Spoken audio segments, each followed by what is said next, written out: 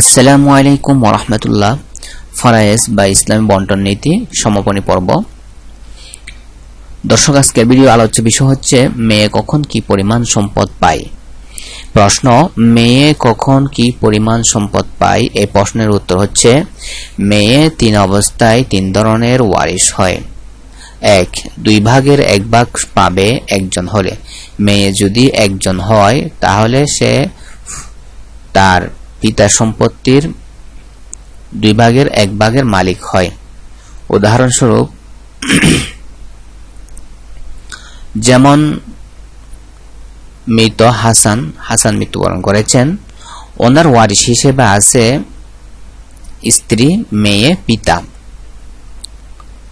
এমত অবস্থায় স্ত্রী অংশ পাবে 4/1, মেয়ে পাবে 2/1, আর পিতা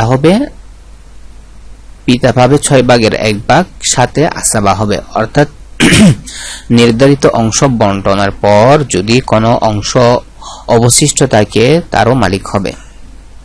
এখানে তিনটি ভগ্নাংশ 4/1, 2/1, 6/1। এই ভগ্নাংশগুলোর হর হচ্ছে যথাক্রমে 4, 2, 6। এই তিনটা সংখ্যার লসাগু বের করলে 12 হয়, তাই এখানে 12 লেখা হয়েছে। 12 এর মধ্যে 4 কয়বার যায়? 3 বার যায়। 3 4 12, 3 1 3, 6। 12 এর মাঝে 2 6 বার যায়, 6 দুগুণে 12, 6 1 6। 12 এর মাঝে 2 বার যায়, তাই 2 1 2। এবার হিসাব করে দেখেন, এই 6 3 9 10 11। এখানে মোট অংশ হচ্ছে 12, যোগ করে ফেলাম 11। তাহলে বোঝা গেল আরো একটা অংশ বাকি আছে। এই একটা অংশ আসাবা হিসেবে পিতা প্রাপ্ত হয়েছে, যার জন্য যোগ 1, অর্থাৎ মোট 3। উনি প্রথমে 2 পেয়েছেন, তারপরে অবশিষ্ট অংশ 1 পেয়েছেন, 3। এখানে মোট 12 হয়ে গেছে। 3 3 6, 6 6 12। তারপর 2 নম্বর অবস্থা হচ্ছে 3/2 পাবে। মেয়ে 3/2 সম্পদ পাবে একাধিক হলে। মেয়েগণ যদি একাধিক হয় তখন তারা 3/2 সম্পত্তির মালিক হয়। যেমন মৃত জায়েদ মৃত্যুবরণ করেছেন, ওনার ওয়ারিশ হিসেবে আছেন স্ত্রী, 2 মেয়ে।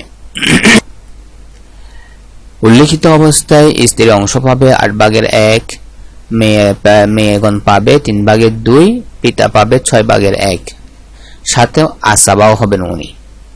তো এখানে তিনটি ভগ্নাংশ পাওয়া গেছে, 8/1, 3/2, 6/1।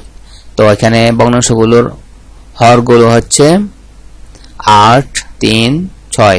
এই তিনটি সংখ্যার লসাগু বের করলে 24 হয়, 24 লেখা হয়েছে।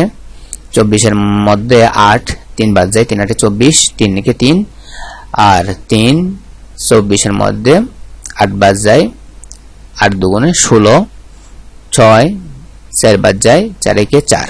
তো হিসাব করেন 16 4 হয় 20, 20 এ 3 হয় 23। 24 এর মধ্যে 23 অংশ পাওয়া গেছে, আরেকটা অংশ অবশিষ্ট রয়ে গেছে, সেটি পিতা আসাবা হিসেবে প্রাপ্ত হবে। এর জন্য 4 যোগ 1, মোট 5টি অংশ পাবে পিতা। এবার 3 নম্বর অবস্থা আসাবা হবে ভাই বোন উভয় থাকলে এরা আসাবা হয়। উদাহরণস্বরূপ, মৃত আসমা আক্তার মৃত্যুবরণ করেছে, ওনার ওয়ারিশ হিসেবে আছে স্বামী, 1 ছেলে 1 মেয়ে। তো ছেলে মেয়ে যেহেতু উভয় পক্ষ আছে, তখন এরা আসাবা হবে। এখানে ভগ্নাংশ পাওয়া গেছে একটা 4/1। তো 4 এখানে হর হচ্ছে 4, এই 4ই হবে লসাগু, অর্থাৎ আসমা আক্তারের সম্পূর্ণ সম্পদকে 4 ভাগ করতে হবে। তো 4 এর মধ্যে 4 1 বার যায়, 4 1 4। তার স্বামী 4/1 সম্পত্তির মালিক হবে। ছেলে মেয়েরা হবে আসাবা, অর্থাৎ স্বামীর অংশ দেওয়ার পরে যা অবশিষ্ট আছে, 3টি অংশ অবশিষ্ট আছে, এই 3টি অংশ পাবে ছেলে মেয়েগণ।